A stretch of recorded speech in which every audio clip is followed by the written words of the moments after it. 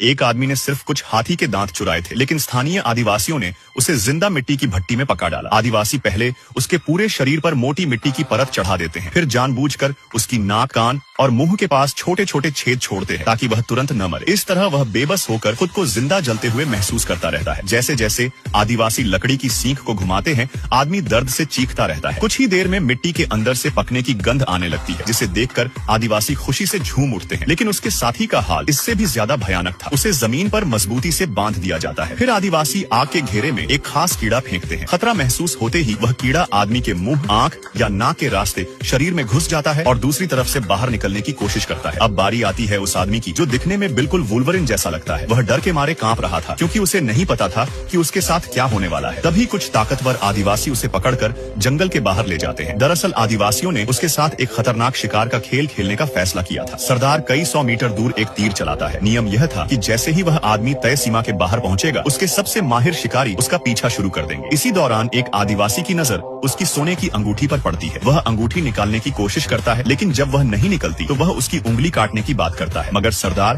उसे रोक देता है। उसका कहना था कि आदमी तो वैसे भी मरने वाला है, इसलिए पहले खेल का मजा लिया जाए और अंगूठी बाद में निकाल लेंगे। इसके बाद वह आदमी को भागने का इशारा कर देता है। आजाद होते ही वह हैरान रह जाता है। उसे यकीन ही नहीं होता कि आदिवासियों ने सचमुच उसे छोड़ दिया है। जबकि शिकार दूर भाग रहा था तो आदिवासी बिल्कुल भी परेशान नहीं थे। उल्टा वे वहीं खड़े होकर उसका हौसला बढ़ा रहे थे, क्योंकि उनके मुताबिक एक बाहरी इंसान कभी भी उनकी पकड़ से बच नहीं सकता था। लेकिन उन्हें क्या पता था कि यही घमंड जल्द ही शिकारी और शिकार की जगह बदलने वाला है। जैसे ही वह आदमी तय सीमा से बाहर पहुंचता है तो एक आदिवासी शिकारी उसके पीछे निकल पड़ता है। आदमी का शरीर भले ही मजबूत था, लेकिन अफ्रीका की झुलसा देने वाली गर्मी ने उसकी हालत खराब कर दी थी। वहीं आदिवासी मानो हवा से बातें कर रहा था। कुछ ही मिनटों में वह उसके बिल्कुल पीछे पहुंच जाता है। खत्म करने की जल्दबाजी में आदिवासी बिना सोचे समझे अपना भाला उसकी तरफ फेंक देता है, लेकिन आदमी फुर्ती दिखाते हुए जमीन से हथियार उठा लेता है और पलटवार करते हुए सीधे उसकी तरफ टूट पड़ता है। कुछ ही पलों में शिकारी खुद शिकार बन जाता है।